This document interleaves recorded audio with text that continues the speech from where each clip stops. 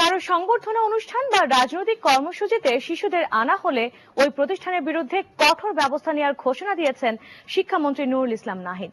এদিকে সিলেটে এক স্কুলের অনুষ্ঠানে ছাত্রছাত্রীদের সামনে প্রকাশ্যে ধূমপান করার জন্য ক্ষমা চেয়েছেন সমাজ কল্যাণ মন্ত্রী সৈয়দ মোহসিন আলী।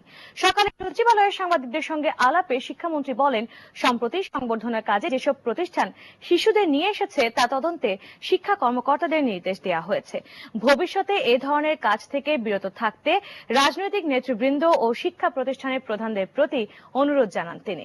রাজনৈতিক কর্মসূচি ও সংবর্ধনায় শিশুদের না আনতে 2009 সালে নির্দেশনা জারির পরও সম্প্রতি এ ধরনের একাধিক ঘটনায় ক্ষোভ জানান শিক্ষামন্ত্রী।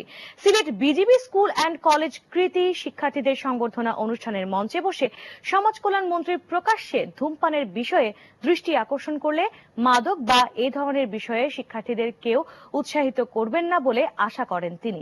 এদিকে শিক্ষার্থীদের সামনে প্রকাশ্যে ধূমপানের জন্য সামাজিক যোগাযোগ মাধ্যমে ক্ষমা চেয়েছেন সমাজ কল্যাণ মন্ত্রী সৈয়দ মোহসিন আলী।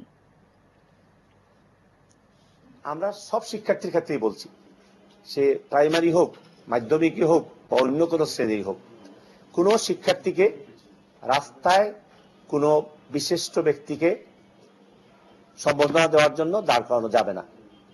রোদ্রের মধ্যে দাঁড় করানো যাবে না, বৃষ্টির মধ্যে দাঁড় করানো যাবে না, শীতের মধ্যে দাঁড় করানো যাবে না, এবং স্কুল বা শিক্ষা প্রতিষ্ঠানের ক্যাম্পাসের বাইরে নিয়ে এসে এরকম দাঁড় করানোটা এটা অপরাধ বলে গণ্য হবে।